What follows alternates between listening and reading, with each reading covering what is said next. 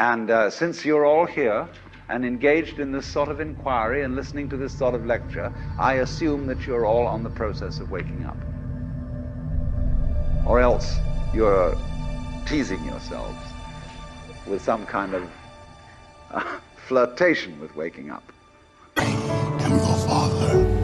I'm Batman. I'm Spartacus! Bond. James Bond. Hello. My name is Inigo Montoya. You killed my father. Prepare to die. Goonies never say die! You're killing me, Smalls! I see dead people. That the power of Christ compels you! It's alive! It's alive! It's alive! Life was like a box of chocolates. You never know what you're gonna get. Well, good morning, boys. How we doing today? I'm doing all right, mate. I just got off my conference call, and I forgot to say, it's Cinephellas Podcast, episode 36. Logan Myers here with Henry and Harry Hill. Here we are, boys. We're ready. We're ready. A lot to talk about this week. My man. It is July 23rd. It's Tuesday. It's Blu-ray release date, and I'm talking to my good mate here, Henry. It was a huge fucking weekend, dude. So much that I needed more than one page to write it all down. It was a crazy week. It was like Super Bowl for movie nerds. I know. I'm like, one of these days we're going to fucking make it there. We're going to make it to conventions, even though it's probably extremely overwhelming with so many people. It's like 160,000 people that go to this. Every year, this year I didn't apply for press passes, but the past like 5 I have. I'm like, it's not going to happen. Well, yeah, you just got to build up to it. Yep, like you said, though, eventually. We'll get there, man, for sure. We can finance most of it if we have to. I know, for sure. I'm like, put it on the credit card. We'll make it out there. Yeah. Well, it was just announced. The first one I just did a video for Halloween Kills and Halloween Ends, back-to-back sequels being released next Halloween, 2020. And then final installment, Halloween Ends, 2021, I think October as well, the following year, so the next 2 years. We're going to have more Halloween and Michael Myers, boys. That's good news. I mean, whenever there's more Michael Myers, that's good. I just hope they can learn from their mistakes on the first one and make a couple good scary movies, more like the first one.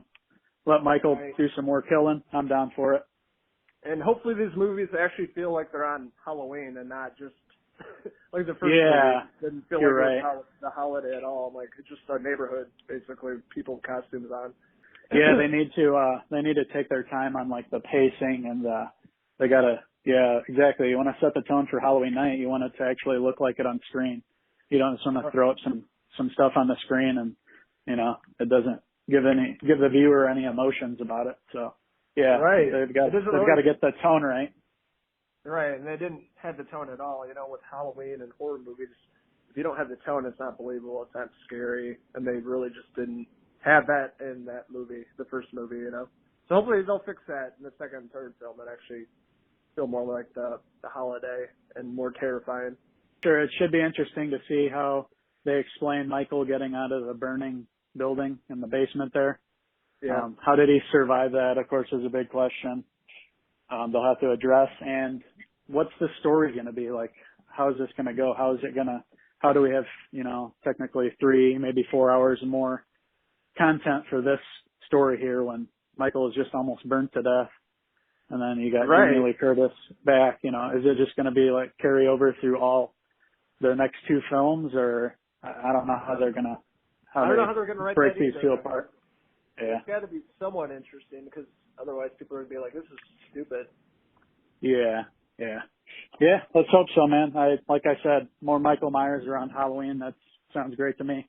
Gives me another reason to come visit you in October and go see a horror flick. Right, dude. Our favorite time of the year, 31 Days of Horror. And what better Halloween treat than the new Halloweens? And hopefully they fucking kick ass and are not disappointing. Don't believe in the boogeyman? You should. The saga of Michael Myers and Laurie Strode isn't over. On October 16th, 2020, Halloween Kills. Get out of here! And on October 15th, 2021, Happy Halloween, Michael. Halloween Ends. It's cool how they announced it, how Carpenter threw it up on Instagram. Just that little teaser video. That was cool. Yeah, the story of Laurie Strode and Michael Myers is not over. Coming. Ta-da. I like the movie voice from like the 90s. Coming this summer. Coming this Halloween. John called that guy. He's like, hey, we'll just say his name's Dave. Hey, Dave, could you do me an old favor for an old friend? Will you do this little teaser for me? They were just like on the phone like us, and he just did it for him. He's like, the saga isn't over. You know what, John? No big deal. You don't even have to pay me. You just got to pay me in Beano. Too good, man. All right, we got lots more to cover. Let's keep the fire stoked here. Okay, I'll bring up the next topic here for you. Okay, it's a trailer that just dropped earlier this week. It had its panel at Comic-Con. Supposedly it killed. They showed an extra scene or two that we're not going to get to see. But yes, I'm talking about the release finally of the final It Chapter 2 trailer. What did you think? Oh man, it's fucking awesome. It's the overall tone of the second film, just from the trailers alone, are completely different than the first film. It's definitely darker. Yeah. It's great seeing the adult losers, seeing all these actors portraying the characters, you know, and how they kind of transition in the trailer from kids to adults is really cool. Right. It's cool seeing Mike Hamlin obviously has a bigger part in part 2 because he makes the phone call to bring everybody back. Yeah. Yep. So for sure. You kind of you get a glimpse of them like having dinner, which is in the book, and him just having a bigger part in the film, and it just looks really good. I'm down with everything about it, mostly because, like you said, the book, it looks from the trailer to go from the book. Like they add some stuff like the Neibolt house, but like it looks like they keep a lot from the book, like the balloons by the bridge. So they're going to bring in that big, like that scene's pretty famous from the book when I can't remember what the guy's name is. Mellon, I think his last name is. He ends up getting killed by Pennywise, and it's like super brutal. So it looks like when the balloons were coming out by the bridge, I'm guessing that's when that's gonna.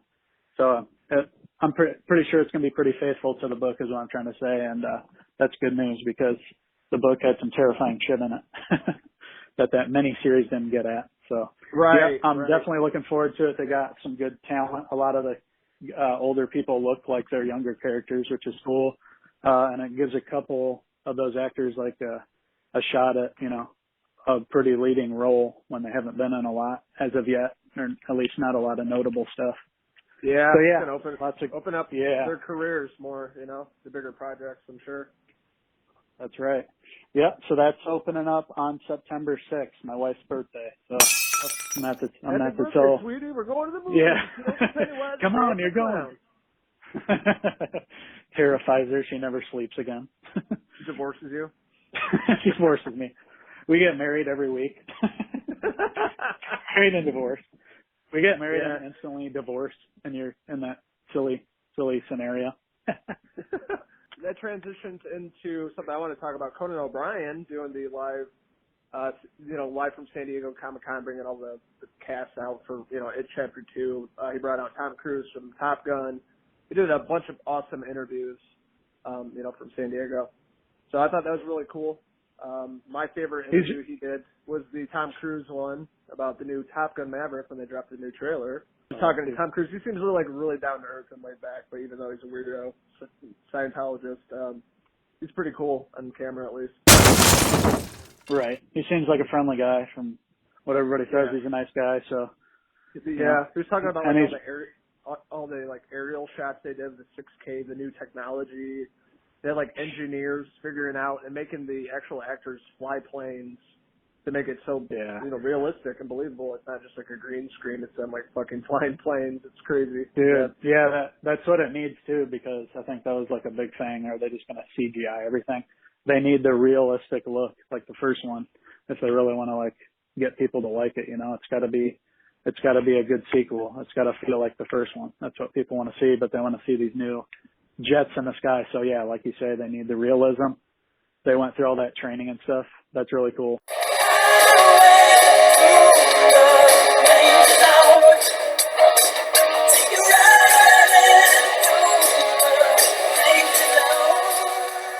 The directors worked with Tom Cruise in the past.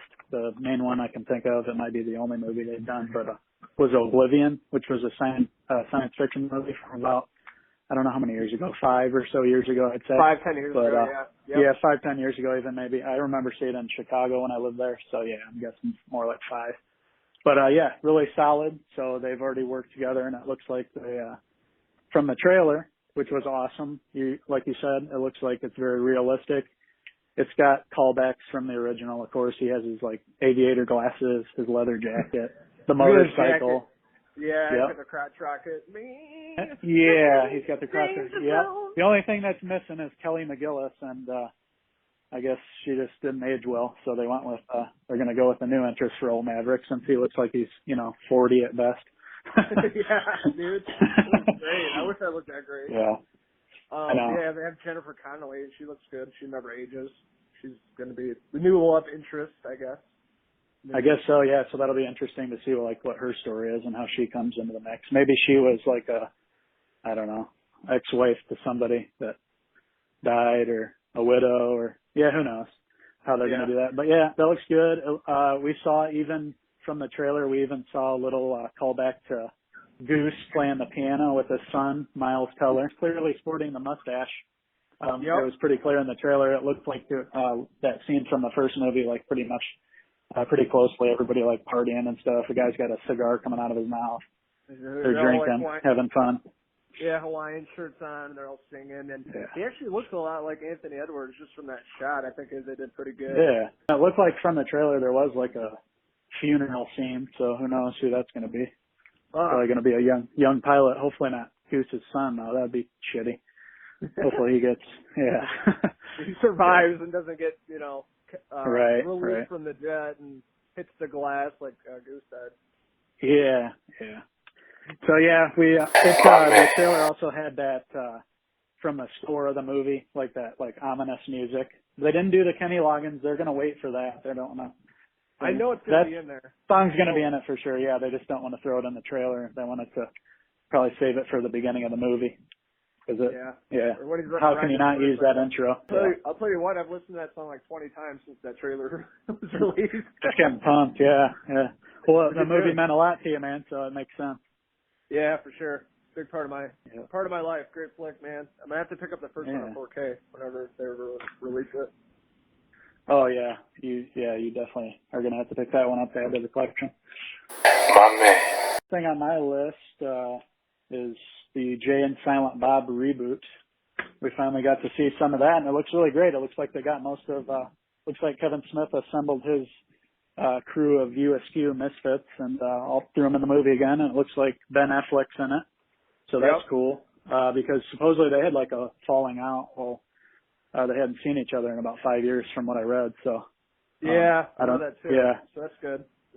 So he's back, and it looks like Blunt Man and Chronic are back, but in this one they have updated it basically, and given them like the Batman versus Superman kind of look. I'm not super into those movies. I've watched them, but I don't really know all of the characters' names or anything. But yeah, it definitely looks good. I remember I really liked Jay and Silent Bob Strike Back, so they have a lot of good material from pop culture to put in the movie. And Kevin Smith, he had a heart attack, so he recovered from that. So he probably, this is kind of his movie that he wanted to make. He said that when he was, I think around the time that he had his heart attack or after he had his heart attack, he's like, please don't kill me. Let me make one more movie. And this was a movie that he wanted to make before if it happened, he wanted this to be made and put out. So that's pretty fantastic.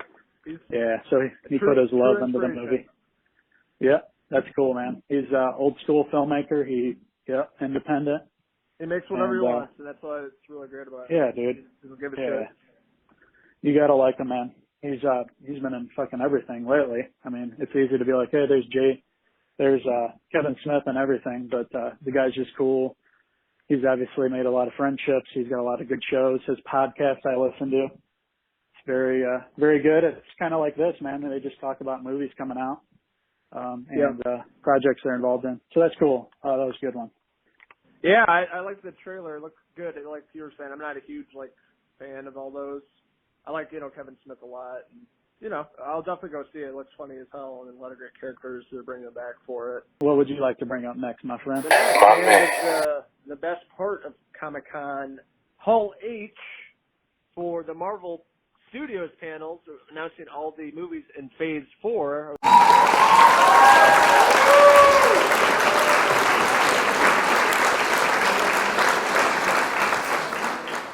We're so fucking excited about that. I'm still reeling from all those announcements, dude. That's like, whoa. That like maps it out the next how many ever years plus all the shows. Really, yeah. Marvel just continuing. You know, they're not going to let up even after the Avengers Endgame becomes the highest grossing movie of all time. So yeah, they aren't going to slow down at all. They're going to keep going, and eventually they're going to build up to a new Avengers group. But there's a lot of these movies that nobody's even heard of. You know, not, you know, if they weren't hardcore comic book readers, you wouldn't really know. I'm not familiar with most of them. I've heard of some of them, but yeah. Yeah, I'm pretty familiar with most of it. Like most of the source material, except there was one which I'm not familiar with, was Shang-Chi or Chai to a bookstore on Sunday looking for any comics, and they didn't have any. So I'm honestly not familiar with that one, but everything else. Yeah. I am, and I'm really excited. The Eternals is coming out. That's like that looks cool. So can you tell us a little bit something about that story? Because I don't know, but I love the cast. I don't know that one either. I just like the cast. Okay. Yeah, the Eternals looks so really good. I don't know all the source material, but yeah, just the cast alone looks really solid, minus Angelina Jolie. But you never know. That comes out in November 2020, and now they're doing all the Disney Plus, their streaming service. Oh man, I can't wait for that. I can't wait to get that service this November, dude. I'm definitely gonna subscribe. Oh, we're gonna, and it'll be on most of the time. Yeah, between you and Mandy and Nolan watching everything, they have a ton of great stuff, great content. But Falcon and the Winter Soldier, that's going to be pretty interesting. From what I'm reading about that's going to be like a TV show series. They're going to introduce the new Captain America, basically. Oh yeah. Wow. I don't know. So it's going to be between one of them then, right? It could, yeah. I don't know if one of them becomes, or they find another, person that becomes the new Captain America. So that'd be pretty interesting. A nice story about that. And then kind of going back to the streaming service, we have Loki that's coming out spring 2021. That's going to be fucking awesome. Tom Hiddleston. Right. That's what's even more impressive, dude. Well, not more impressive, but equally as impressive is that Disney has been able to get all these actors, like, they're like, wait, you're going to do this, and like lock them up, dude. So they're able to do like TV, like for a new streaming service.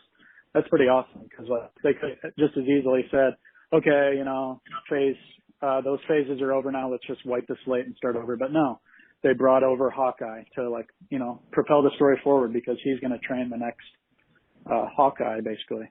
So that pushes that story forward. And then you got the WandaVision with Scarlet Witch and Vision, I guess. Vision, yeah. Yeah. So even that story, and the news is that all these shows are going to they'll make a difference to the movies moving forward. So that's pretty cool too. So really looking forward to that. This is a major cash cow. I mean, they're bringing so many customers with the streaming service, not to mention they got unreal movies coming out. It's just going to be so much money. It's a big conglomerate. Disney, owning everything, like all the properties now, and having their own streaming service, which is going to kill Netflix and Hulu and all that shit. It's just very smart ways to run a business and marketing and all that stuff. So it's really fantastic. Yeah, and it's going to be even cheaper than Netflix. It's going to have all the franchises that you love. It's going to have Star Wars, all the movies, all trilogies. It's going to have the new one when the new one comes out. It's going to have all the Marvel movies. It's going to have every Pixar and Disney movie. So, I mean, just those alone, if you're raising like the next generation of kids, they're going to be watching this and they're going to see all that great stuff. So, really looking forward to Disney Plus. It's going to be awesome. Oh man, me too. I can't wait. Every time Bodie's over, we're going to be playing that. I'm like, I'll watch all of this with him. Yeah, definitely.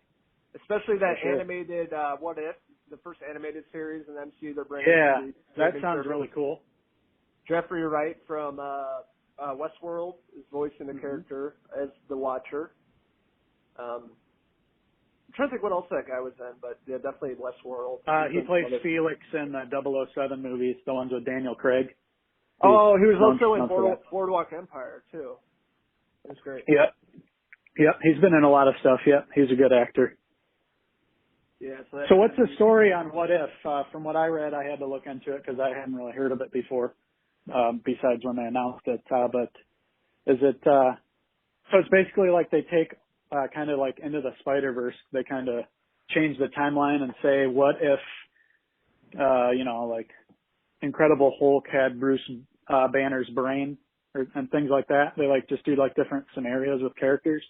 Yeah, exactly. And it's Okay. going to bring all these different characters, from the MCU into the show, which is going to be awesome. And all the actors that actually play the characters are going to be voicing, those characters like Hiddleston and Loki or whoever, what I mean? Like, Chris Hemsworth really with cool. Thor and yeah.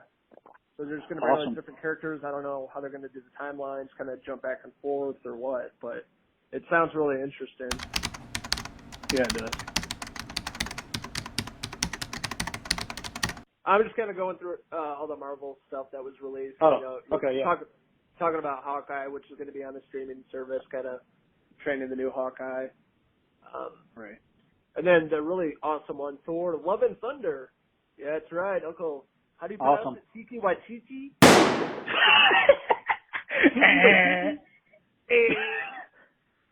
Titty Watuchi, Taiki Waititi, Taiki Waititi. I think it's Taika Waititi. That's pretty cool. But he was actually in a trailer that just premiered today. Really? That he directed. Yeah, it's like a I don't know. It kind of looks interesting. He plays Adolf Hitler in it. So he's dressed up like Hitler. He's got the stash. It's that movie, yeah. But that's his. He directed the movie. Well, it's pretty interesting from the trailer. I can't remember what it's called, so you'll have to look it up yourself. But anyways, yeah, that's Taika Waititi. He did the last Thor, which was a fan favorite. Just the color. Ragnarok. Yep, Ragnarok. The colors, bringing in Jeff Goldblum, the like gladiator scene. So much cool stuff from that movie, and it felt fun. It wasn't like heavy in the story where you got to like pay attention to every detail. It was just like, let's throw Thor into this world. Here's Incredible Hulk. Here we go. So it was cool. Let's fight. Yeah. Fight. Yeah. Yeah, it was very eccentric and vibrant, like you're saying, with the color scheme, the color palette really made it visually pleasing, and definitely one of the better Thor films in my opinion. So it's going to be exciting, him taking on the next one, and Thor passing down the hammer to Natalie Portman. She's coming back. The female Thor. Female Thor. Wow. She must work out. So that's maybe how they're going to do with Thor, is him passing the hammer down to her, and then the female Thor. And his story. I don't know. That's pretty awesome.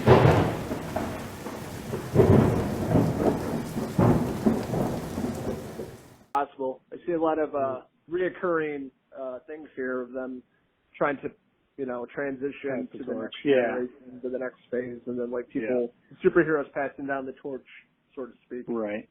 If I had to guess, maybe, I don't know how long he's signed on for, but maybe he does this Thor as the next Guardians, the Guardians of the Galaxy, the last one. So maybe that'll be his last one there. You're right. Yeah. It would make sense. I mean, like you said, he's passing the torch.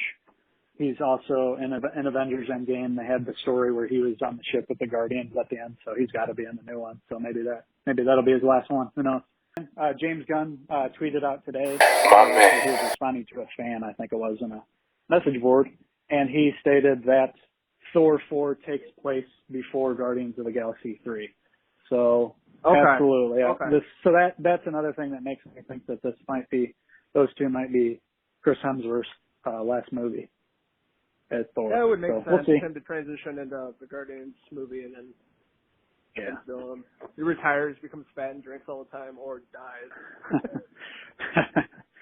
Yeah, because then you have Natalie Portman to carry on the torch. Female Thor, do that for a while, and then we'll see what happens. Marvel will probably reboot everything. Yeah, and then do the Phase 5. But yeah, the movie I'm really excited for is Black Widow. And that's going to, I think that's the movie that kicks off Phase 4. That comes out May 1st, 2020, next year, less than a year from now. Awesome.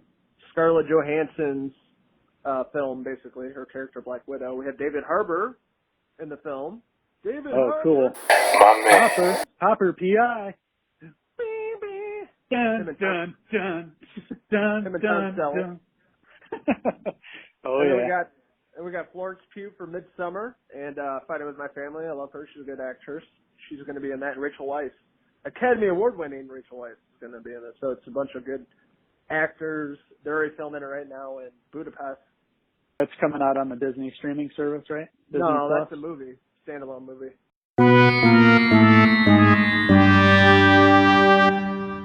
Oh, yeah. Duh. Yeah, I get those all mixed up. Just I seems know. like it would be more of a TV show, but yeah, she's a major character. I'm sure they'll make a good one. Yeah, but it's Good kind of movie silly, for. too. It's kind of silly, too, they're making this, but we already know the aftermath of what happens to her. She dies. So it's like, what's the point? Right. Yeah, this, that's true. I think this takes place after Civil War. I think that's in the time. Yeah, I think that's what I read too. After Civil War and before, I can't remember what was after that one. The first Civil Avengers. War, before Infinity War, and obviously Endgame. It's in between those. Yeah. So that's where it takes place in the timeline. Really excited for that. I love that character. So, and definitely my favorite announcement of San Diego Comic-Con in Phase 5. It will not be in Phase 4. Blade with Uncle Mahershala Ali. My man. Uncle Hayes. Heck yeah, I'm really excited by that. I'm like, I didn't believe it. They posted it Saturday night. I was like, no way. I'm like, fuck, that's awesome. And I totally called it in my Alita Battle Angel review like 6 months ago. I'm like, because the way he dresses in that movie, it's all sci-fi. He looks like Blade. I'm like, he'd be, a really good actor to play Blade in, the next film. And moving forward, yeah, for sure. I can see it, and they announced it. I'm like, no fucking way. Yeah. Oh, yeah. That'll be awesome to see, man. My guess is that they're going to get Snipes back. They'll probably make him Whistler. Well, at least that's what a lot of fans are asking for. They're saying he at least got to have Snipes be in it somehow, and it would make sense for him to sort of maybe train Mahershala as Blade. Maybe he plays the Whistler role that Chris Christopherson played in those movies. Yeah, that's possible. I remember loving the first one. Stephen Dorff. The first one's great. Yeah, the first one was really great. Just, you know what? That was the first, was that the first one? That was the first DVD I got when DVDs came out. That was the first one. We were at the what was it? Some computer store that since has filed bankruptcy. But we were there and my dad was getting a new desktop PC and the desktop that he picked out played DVDs. So I was like, hey, can we get a DVD? He's like, yeah, sure, pick out one. So I remember seeing Blade and I was like, man, this looked awesome. And for sure, that was an awesome first DVD. It looked all crisp. It looked really cool in the scene where they're down in the subway, and he's fighting all the vampires down there. And then, of course, like the bloodbath scene in like the dance party. There's like EDM, EDM going on, and Blade ends up going out there. It's like a really cool like strobe effect fight scene. So yeah, dude, that'll be fun. Marvel, that'll be fun to see what they come up with. That'll look really cool. Mahershala Ali's a great actor. He just won an Oscar, so. Marvel whacked up another superstar. Yeah, he's like one of my favorite new actors for sure. He's excellent in Green Book. But yeah, that movie is it's cool. gonna be interesting how are they gonna do that with R-rated films like Blade, like if they do X-Men, Deadpool. How are they gonna pull that off with Disney? You know what I mean? I know. It's a family-oriented company. How are they going to, incorporate that gory, profanity and R-rated movies, in which Blade has to be. It can't be PG-13. How are they going to do that? That's a good question. How are they going to do it? But, I mean, they make so much money now, you figure they can, be the exception to the rule. Maybe they can, I'm sure they'll work something out, dude. So much money involved. Whether or not it's Disney or not, they're going to have to make a decision. And they can just say, hey, we're going to release some movies over here. It's going to be through us, but not us directly. This is going to be our adult stuff. Don't bring your kids to this kind of stuff. That's what they're going to have to do. I mean, people don't need to be spoon-fed every little, then parents need to decide themselves, and if they think their kid's ready, bring them to the movie. Otherwise, I mean, you can't have all these parental controls all over everything. It's crazy. Disney should be able to release the movies they want to release. Like I said, just have an adult division, and some of those movies have to be R-rated. It's going to take away something if it's a PG-13 Blade. PG-13? Yeah, Deadpool. How is that going to? He's going to have cheesy jokes. Like it's going to be terrible if he doesn't have the R rating. It just wouldn't make sense. That's the source material. That's how he labels. No. Profanity. He'd have to make poop jokes. It would be stupid. Like, oh, I just shit on you, or he couldn't even say that. So, Yeah. Oh man, that's hilarious. They will, man. We'll see, but Blade's not going to be coming out till it's not in Phase 4. It's in not even till Phase 5. Yeah. So that's like 2023, 2024. Yeah. God, it sounds so futuristic. 2023. Fuck, like, I know. Like a Terminator, or fucking RoboCop or something. In 2023.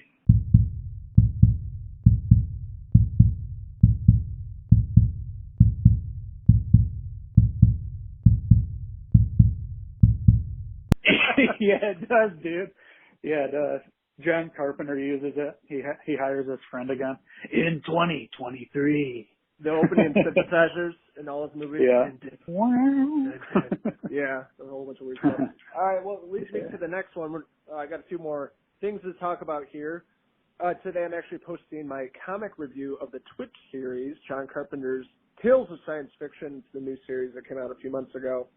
Storm King. Storm King. We love them. We love Aunt Sandy and team over there. They're awesome. And Liz at Sphinx PR that hooks us up with the interview and the copies of the comics. So I'm going to be posting that today.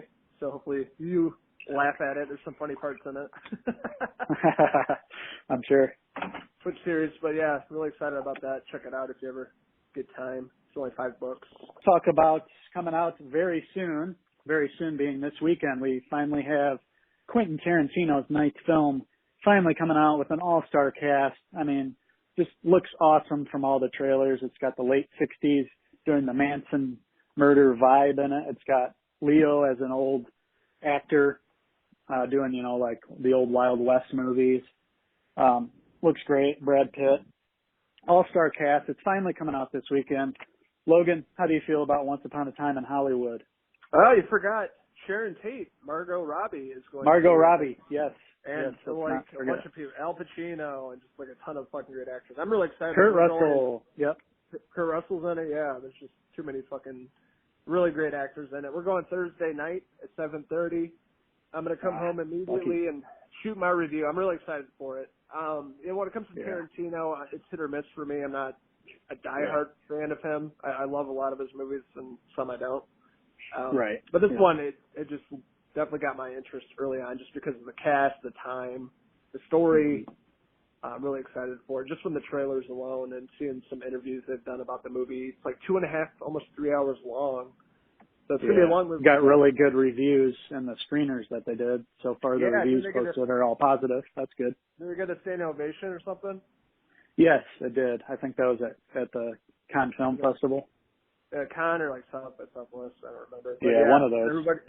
Everybody loves it, so I'm really excited. They were just on Jimmy Kimmel last night. You sent me that little clip there. That's funny. They're like walking through.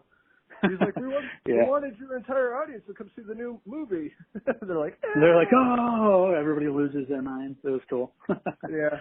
You see Leo and Brad Pitt. They're like, oh, Brad. Oh. Very good, man. All right. Next thing I have to talk about. Let's talk a little bit about Fargo Season 4. So we have Chris Rock. He's already been announced. My man. We just announced kind of the rest of the cast. So help me remember. So we have Jack Houston. Jack Houston, of course, Richard from Boardwalk Empire. That's who he played. So he's going to be joining the cast. Jason Schwartzman. Yep. Very cool, from all the Wes Anderson films. Now it's set in the 50s, I think, maybe 60s. Yep. But so it's back in the day, and it involves Chris Rock aligning with the Italian mafia, I guess, at the beginning, and then like another group comes in and sort of takes over. So it throws like all his associations and help that he used to have. He's like, now it's him against the new crew. So sounds pretty cool from the story, and they got some good people for the cast. So I'm looking forward to that. The next thing we need to mention is Rob Zombie's 3 from Hell finally released its full-length trailer. We have the third film in the Firefly trilogy, House of a Thousand Corpses. House of a Thousand and Devil's Rejects. Devil's Rejects, and now you have 3 from Hell. So they have survived the shootout at the end of the Devil's Rejects, it looks like, somehow. So maybe they are evil, Maybe they are evil incarnate. They're, not just humans, obviously, to survive that. So we'll have to see how they, push the story forward. It looked pretty interesting. We didn't get to see a lot of Captain Spaulding. We saw more of a short glimpse of Bill Moseley and Sherry Moon. But he is in it, so he'll be in it somehow. And they also had that other guy that was in 31 and a couple of they have Zombies' latest movies. Richard Brake, that's his name. Yeah, he's a badass actor. He's really good. I like everything he's done. He plays a good psychopath. It looks brutal. Yeah. From the trailer, there's like that scene that like beats the shit out of somebody, like beating them to bloody pulp, and to a pulp. Sherry Moon Zombie has like a bow and arrow, like a Indian headpiece on, and so I'm like, what's going on? For his latest movies, maybe. So let's hope that this brings him back to the beginning. Maybe he was, maybe it'll be awesome. The first two films were definitely awesome. Both of them are really cool, awesome films, and they just like leave you so unsettled. Like nobody has a film like Rob Zombie created really with those characters, that kind of like hillbilly, like white trash like vibe. Like nobody nails it like him. And those movies like just like leave you super unsettled because he shows like all the brutality and like he doesn't shy away from it, and you're like really seeing like the lowest form of life kind of. Yeah, that people don't really always know about unless you're in that environment. It's like, I never want to go to Texas again. It's like the just like generations of like just people at the lowest level. Yep. Yeah. Yeah, he does that very well. He has his own unique style. And just very raw, and like the way he edits his film, the cut scenes, and definitely the style. So I'll definitely check it out. It's being put out by Saban Films, which can be independent, which we could probably get a press screener for, maybe digital. We can just watch it from home.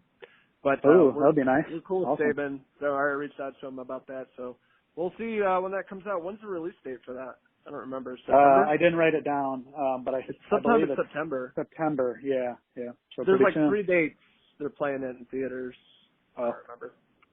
Like the 19th. Yeah, they're like premiering it a few weeks or a week before the major release, and then So within the next couple months that'll be out. My man. Okay, a couple other cool movie news. A Quiet Place 2.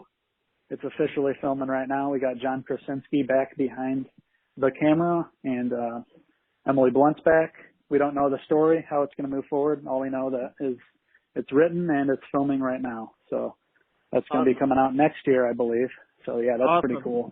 First one was really inventive and was very good. So pretty much everybody was happy that we're going to get another one of these films. Yeah, and I saw one thing I forgot to bring up was the bringing back Edward Furlong in the new Terminator film as John Connor. So that's going to be interesting seeing Edward Furlong on the big screen again. Yeah, that was a cool announcement. I wish he would have been there. Right. But that was pretty cool. Or something, but that's so cool. That's really cool. So you have Sarah Connor coming back. Yep. Linda Hamilton. So Linda Hamilton's back, first time since the second one, and this one takes place directly after T2. So they're ignoring the last 3 or 4 ones that were all pretty bad, not memorable. A few cool parts to them, but mostly forgettable. So they're just going to pick up from 2. So it's going to be into the future. We're going to get to see these characters older and wiser, having these encounters with Terminators. They got to be crazy at this point. And then something else goes down, so it continues the story. So very cool. Yeah, we got Edward Furlong back, so that'll be cool to see him. Nobody's seen him for a while. Hopefully he's doing only good. at conventions when he's all pissed off and bloated. Right. Or conventions. But the trailers they released haven't really got my attention thus far. The CGI looks pretty bad.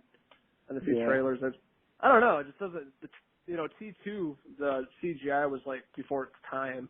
And now you're 2019 and the CGI looks worse than it did back in 92. I know, it's like they haven't, it was like in the Cameron films, everything was normal, but like the way he incorporated the CGI in was like believable. Like it wasn't like over the top. It like matched with the actual real location filming there. Like, he had the liquid Terminator and you could like see the reflection in front of him on his, on the liquid. That was pretty cool. I mean, even back then. And it wasn't like glaringly obvious. It was just like minimal use, but it looked realistic. I know. I just watched it not too long ago. It still holds up. It still looks really fucking good. Yeah. I mean, that movie's iconic. So I'm with you, man. Not too excited. Like they need to like hopefully this one's actually good and gets me back on board. But, yep, we'll have to see. I have Ghostbusters 2020. It has also began filming. We got a picture released by director Jason Reitman showing the new cast. Carrie Coon from The Leftovers. She's been in a couple other things that people notice her. Gone Girl, Fargo. Oh, yeah, Fargo. That's the main thing. Yeah, she's really awesome. She's a really great actress. So I'm very happy that she's in the cast there. Then we have Finn Wolfhard playing her son. And also in that picture, Ivan Reitman was there. Ivan Reitman, of course, directed the first two films. His son has taken over for this new iteration. Yep. Jason's dad, Ivan, still around. So that's awesome. He's got the crew together. It looks like it has a very suburban setting feel to it. So we'll have to see. And we've been promised a lot of these old characters coming back. We're going to have Bill Murray back. We're even going to have Annie Potts is coming back, and Sigourney Weaver. Sounds like Jason Reitman had always been asked about doing another Ghostbusters and was always like, no, that's my dad's thing. But he said that he just thought of this story and he had to make it. He's like, he has to do it. He loves the first film. Yeah, passing on the torch to the next generation. In the same way in his story that, he's taking the torch from his dad and he's going to try to, put Ghostbusters back out there again, which is awesome. I mean, especially after the last one. They got a lot of flack with the female Ghostbusters. You had the comedians in there. You had Kate McKinnon, who's great. You have, these other actresses getting together, Melissa McCarthy. It just didn't translate well. It didn't feel, natural. Yeah. He wasn't a good director for that. It was like a SNL comedy spinoff. It didn't make any sense, and it was just. And I have nothing against the actresses. It was just terrible script, terrible directing, and just a movie that shouldn't have been made. And now we have the franchise in good hands with the Reitmans again, Jason Reitman, his dad being the OG that brought the Ghostbusters to the big screen. It's in good hands. I'm excited what they're going to do with this story in the next chapter. I pretty much exhausted everything on my list. We didn't cover like the Westworld trailer, Walking Dead. I got nothing on Walking Dead. I'll watch it. Yeah, it's too oversaturated. I mean, like they kind of messed up. Frank Darabont should have been on from the start. He kind of like veered off after first season. You know what I mean? Kind of sucks. Yep. We got the movie coming out with Rick Grimes, so that'll be cool. Everybody likes that character, so hopefully somebody cool is going to direct that. Hey, Rick! They should bring Herschel back. Oh, did you see me, Rick? Love you, Rick. Love you, boys. Love you, wild boys. There's like a million trailers released at Comic-Con, but we pretty much covered all the big ones. It was a frenetic week at Comic-Con, dude. It totally kicked our asses. But in the best possible way. Like I said, it was like Christmas for us, wasn't it? Yeah, it's a nerd Christmas, dude. It's like the Queen Nerd Convention's the one event year-round that everything and, pop culture, comics, TV, movies, collectibles, toys, things like that, everything wrapped into one, and it makes us go. That's it for this week's Cinephellas Podcast, episode 36. Henry Hill and Logan Myers here. That was a lot of fun, dude. Thanks for having me. I want to thank you all for listening to episode 36 of Cinephellas Podcast with Henry and Harry and Logan Myers here. Hopefully you guys enjoyed our coverage of San Diego Comic-Con trailers, movie news, and just really movie and TV news, huh? So if you guys haven't already, go ahead and check out our website, Cinephellas.com. We have a YouTube channel, Facebook, Twitter, Instagram. Go ahead and subscribe, follow us, like us for the best in movie and TV news and reviews. This is Logan Myers and Henry Hill. Signing out from the Cinephellas Podcast. Until next week. We love you, boys. Love you, wild boys.